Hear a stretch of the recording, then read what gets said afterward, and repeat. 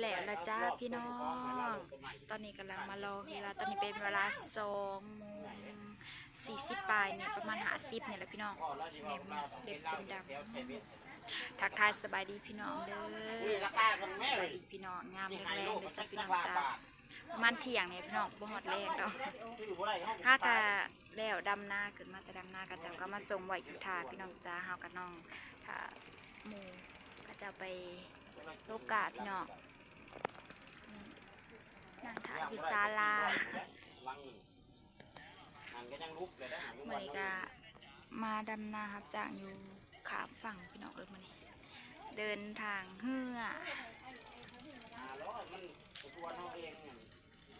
อาจจะดำ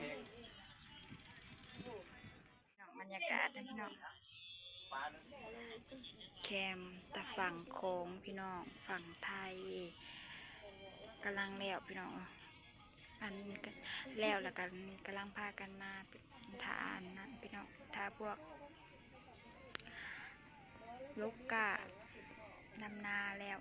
ประมาณ2:47นี่แหละพี่น้อง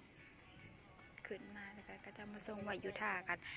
นั่งพักผ่อนพี่น้องท่าพวกดำอะไรพวกลูกกะพากันนอนกองกันพี่น้องเอ้ยเมื่อยบรรยากาศกระสิบดีๆนะพี่น้องอากาศดีพี่น้องขากเรียนเปื่อนไว้สภาพพี่น้องลินซิงซาซะดอกขากลีซิงซานะมามุนบรรยากาศบรรยากาศ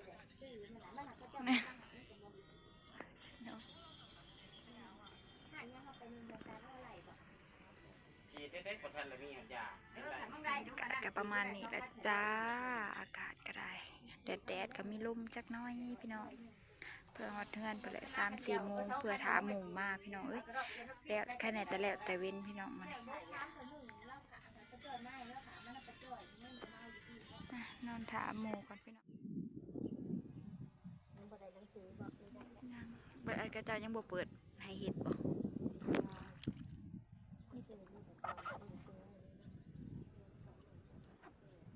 มีบ่ยากดอกกันเห็ดก็ได้น้องเขาเจ้าแลนให้ข้าวเดียว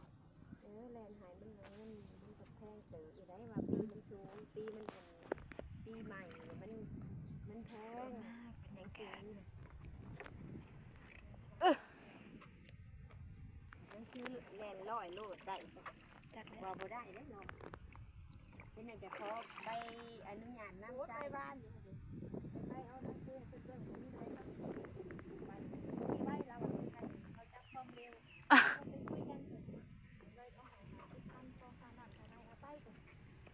เสิร์ฟเป็นตนัดเนาะเห็นแกได้ค่ะเขาหูเลยเด้เขาหูเลยเด้เขาจับความไวเฮาเด็กกายบางที่มีบางไก่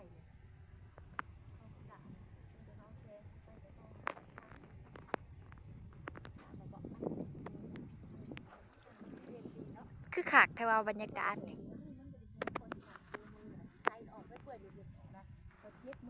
คักเลยเนาะบรรยากาศยามแดงๆอยู่ริมคลองจ้า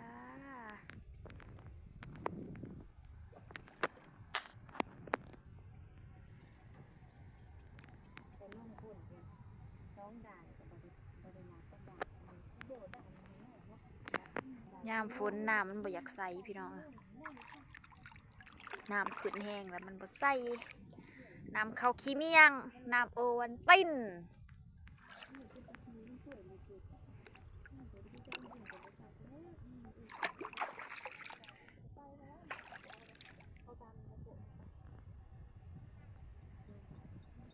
มันสว่างหัวมันชิ้นของเนื้อมันเป็นน้ำเบาว่านักได้บ้านนี้มันนักเลยเบาก ลับแล้วพี่น้องจ้าได้เวลากลับแล้วจ้า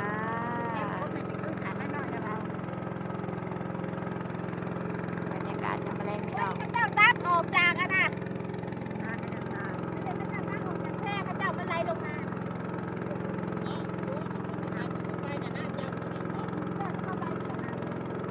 500 บายเพื่อนน่ะเจ้าไปกันเจ้าไปกันได้การกินมีเพื่อนทำงานเนาะแล้วทำกินมาแล้วเจ้าไปกันจะมาสิไปเจ้าไปกันหน้าไหนกันหน้าต่อกันไรแต่บ่ไปเขาก็มาได้โซเนี่ยเจ้าไปเจ้าไปไปหาไปเรากินนะกันดิเอาค้างข้างก่อนแต่น้องไก่เขาก็กินไม่ได้น้องไก่เราก็นี่พูดน่ะเป็นบ้าย่อยบ้างน้องไก่มาถามหาเด็กกินกินกับเลือกกินนั่นแหละกินมันกับพอดีเราห้องกาแฟแล้วแล้วแกกินต้มไก่บ่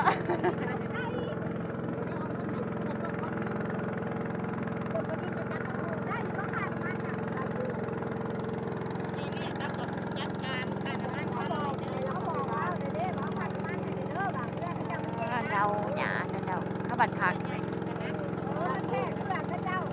เป็นเดินค่ะตรงนี้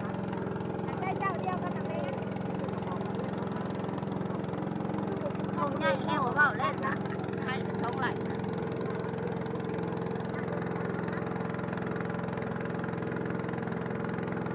ขึ้นแรกออกก่อนค้าเข้ามาเนาะ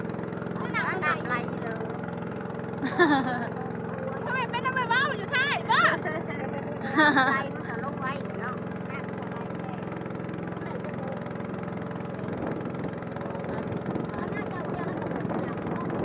มันอยู่ไกลหน้าตาล